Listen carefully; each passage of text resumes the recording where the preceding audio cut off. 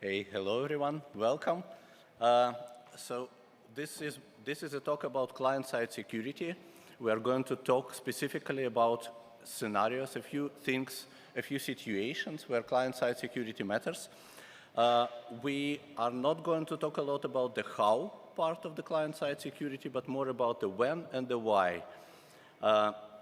So you guys in this room, I'm sure that there are a lot of enthusiasts for mobile security, but also a lot of skeptics. Also, I hope some competitors as well.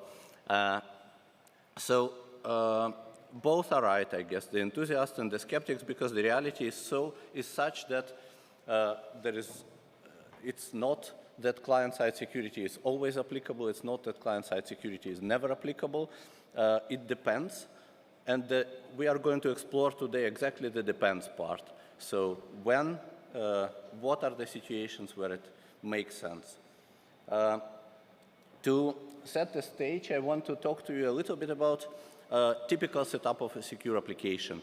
So this picture should represent it. Normally you have this little Garden of Eden on the server side where everything is authenticated and authorized and encrypted and backed up and secured and monitored and so on, so on. There are also lots of tools created to help you doing that, right? Starting from firewalls and, log managers. And on the client side, we typically see a very opposite picture. So if this is a Garden of Eden on the server side, there is hell on the client side of the application. Nothing is trusted. Nothing can be truly verified.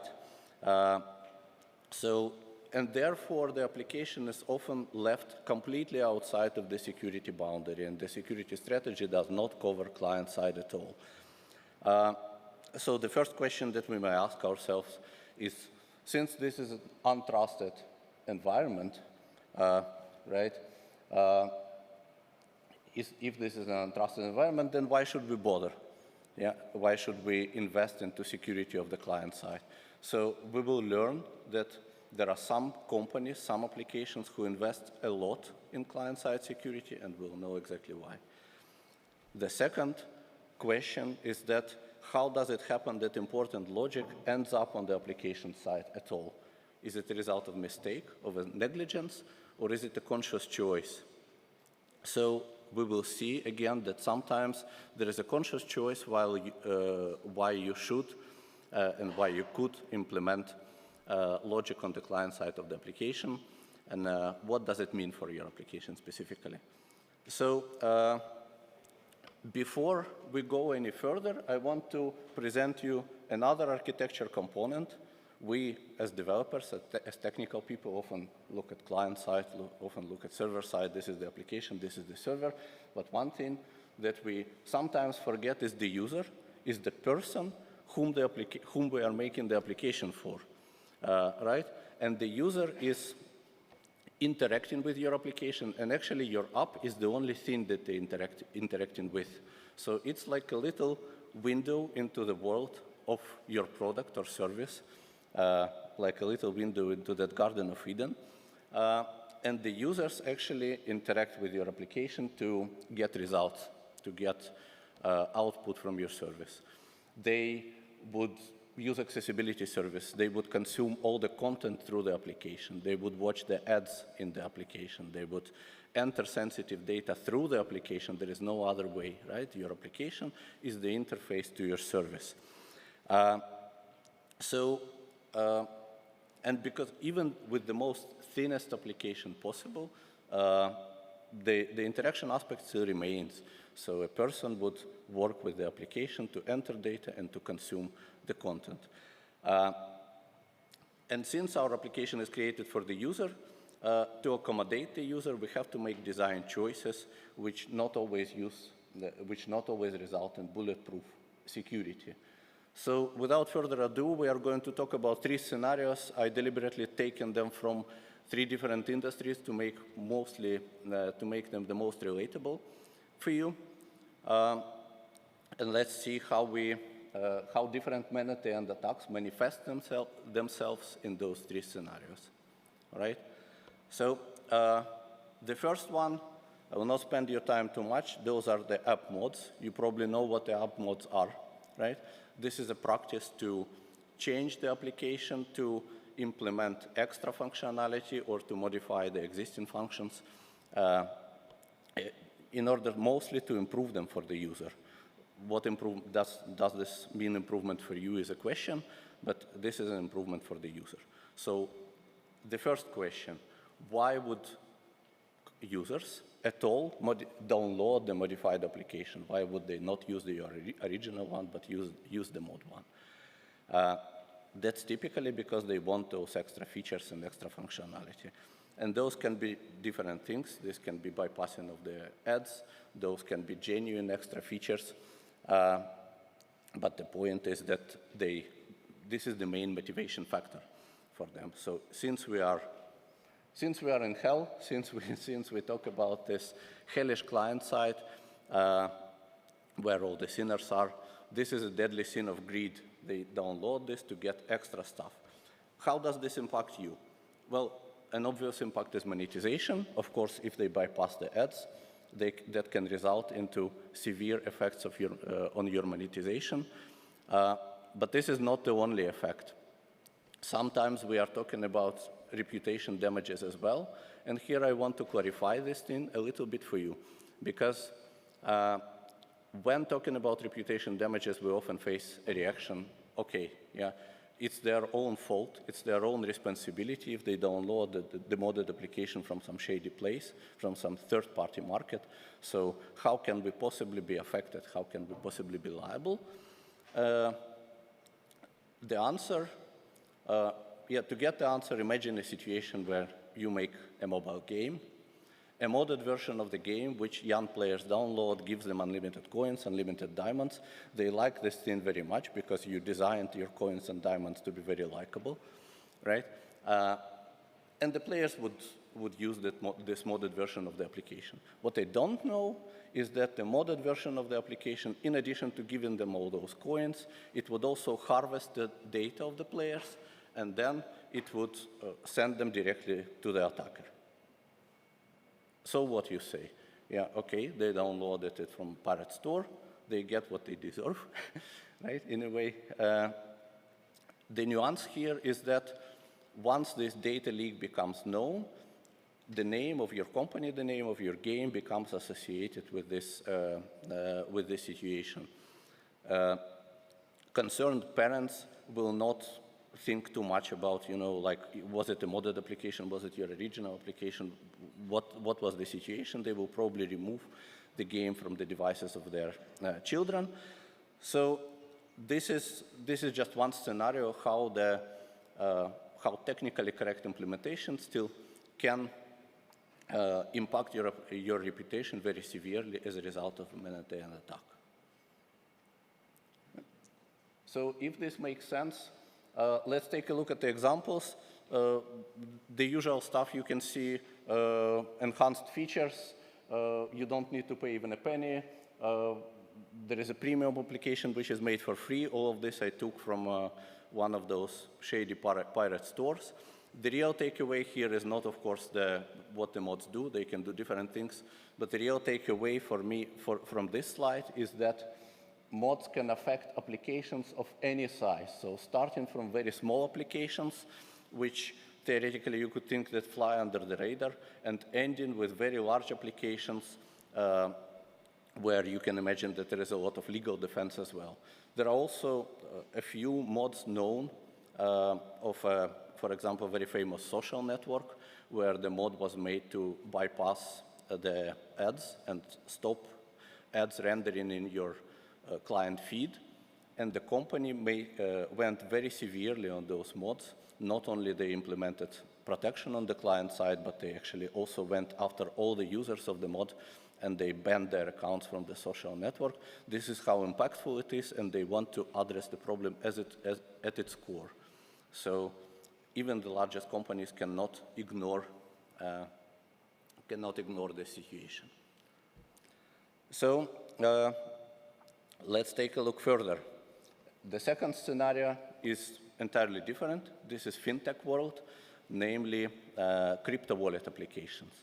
So an attack on crypto wallets would be a modified application that harvests the data, the access data for the app, for the funds of the users, and enables the attackers to access the funds.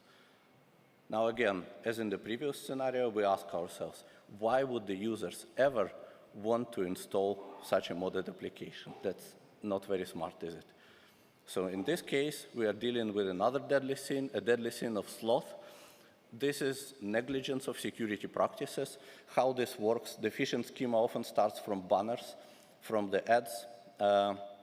For example, in this particular case, it started from a rotating banner and rotating advertisement on closed Telegram channels.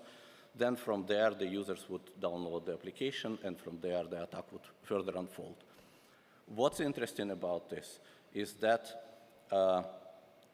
it's very difficult on the server side to detect such modified applications because they are modified original ones. So you can take the original one, you can patch a few things here and there, but from the server's standpoint, the behavior of the modded application is going to be exactly the same as the original one. It's very difficult to tell one from another, so the attack can stay dormant for quite a long time. And only when the attacker achieves a significant footprint in your audience, only then they will pull the trigger and the attack is going to be executed. Yeah. So this is another scenario, withdrawal of users' funds. Let's take a look at the third scenario, which is video game cheating. Again, man-at-the-end attack, purely man-at-the-end. We are talking about fast-paced games, for example, like shooters, where a lot of action happens on the client side. So the cheaters would therefore download the game to gain unfair advantage over other players. They want to win the game, and they don't want to invest too much time or resources or money or whatever. So another deadly sin. Which one is it? Anyone? No? Yeah, I decided to call this envy in this situation. So that's the desire of the player to gain, again, unfair advantage over other players. This is the reason why they would download the game. And the consequence for you as the application developer is not so much monetization. That's again, an obvious impact. But the consequence is actually much more severe because one cheater can poison large audiences of players who played fair, right? So the presence of one cheater can frustrate hundreds and hundreds of players, and this can actually impact your core player community as well. People who invest time and resources into your game, people who play the game, make social content, and so on. And the trust of this loyal group of people is very important in order to make the product a success. And it's not only about the games, it's about, in general, multi-user environments and how the users interact with each other in your multi-user application. It can be, for example, another example of cheating which is not done in games, right? If there is a messenger and that messenger supports self-destructing messages, you send someone a picture, and then you expect that picture to be self-destructed in, let's say, 10 seconds. What if it doesn't? I can always modify my client, make it so that the picture doesn't self-destruct, then I get sort of an unfair advantage over another person. Or it can be a driving app, a mobility app. As a taxi driver, I would pretend to be at a different location than I already am, and then to get the best orders, right? Can be done as well, right? So this is about many users interacting within your product or service using the application as a means to interact, yeah, and how this affects the audience. So those are the three scenarios. What's common between them? Well, obviously, the common part is the client-side attack. The main deterrence mechanism that exists at this moment for client-side is obfuscation, yeah, because this is man-at-the-end, the attackers have the code. So let's take a look without any theory about at what makes a good obfuscation different from a bad one, because there is obfuscation and obfuscation, right? At first, let's take a look at the most trivial type of obfuscation, which is name.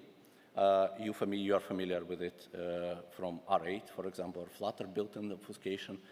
This is a piece of code that runs on button click. Yeah? So it does something, you don't know what, because it's very secret, it's obfuscated. Every function name is renamed to something different. So I challenge you now to figure out where secret 2 or 3 or 4 or 5, where do you think a security check is? Where do you think the license check is? Yeah. It's not a big challenge, right? Doesn't sound like a big challenge. So you guessed it right, it's secret 2. My obfuscation got defeated by you in a matter of 1 or 2 seconds. Not good. Yeah. Let's take a look at further. The same procedure can be obfuscated differently. All this looks much more convoluted, right? Secrets everywhere, everything is renamed, you cannot figure out the control flow. So this is already a bigger step, right? The difficulty with this is that it doesn't really matter, unfortunately, although it looks very nice, right? It looks very convoluted. Why doesn't it matter? Because as an attacker, as a reverse engineer, I would never, ever read this stuff. If I would, that would probably not very professional of me. Instead, what I would do, I would grab a debugger, I would place a breakpoint at the place of interest, I would fast forward through the boring stuff, and I would get to the interesting stuff directly. So, again, not good. What else can we do? If we cannot deal with the problem using static methods, we'll have to involve some dynamic methods, which means that the application should resist the attempts to debug it at runtime. So if I place a breakpoint, I should never reach it once I run the application. Because if I do, this means that I have just defeated a lot of obfuscation. So a good protection would protect you statically and dynamically as well. Is this good? Well, no, it isn't. The reason for that is because even with static protection, even with dynamic protections, you can theoretically invest time and resources and work it all out. Okay, if you have 3 security checks, it's going to take not a lot of time. If you have 100 security checks, it's going to take a lot more time, but still it can be done. So the question, what do you do next? And what we suggest, right, is to apply polymorphism at this moment. So the idea would be that you introduce a strategic imbalance between your efforts and the attacker's efforts. Imagine that every time you make a build, all the protection is going to work differently, be placed in different places, all the obfuscation is going to be different, all the patterns are going to shift. This means that for you, making another build is relatively cheap. Yeah. For the attacker, reverse engineering another build, and then another, is very expensive.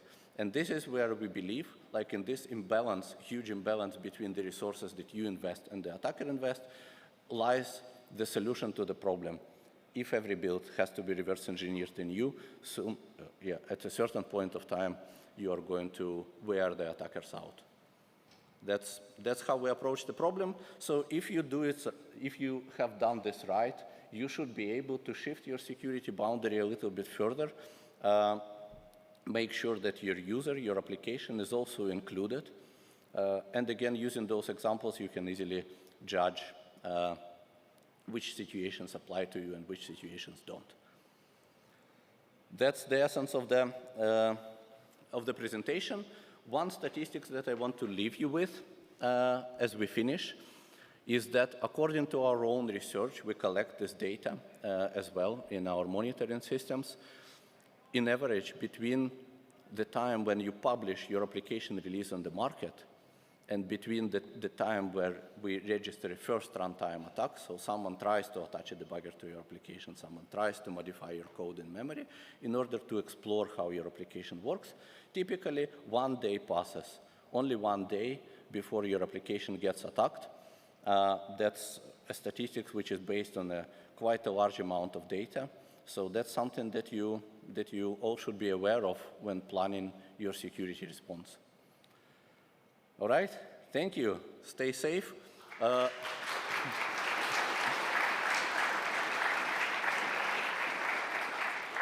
Now, I did the why part and the when part, but my colleague Inmar does the how part. He explains it in very detailed way, and also explains much more, goes over deterrence mechanisms.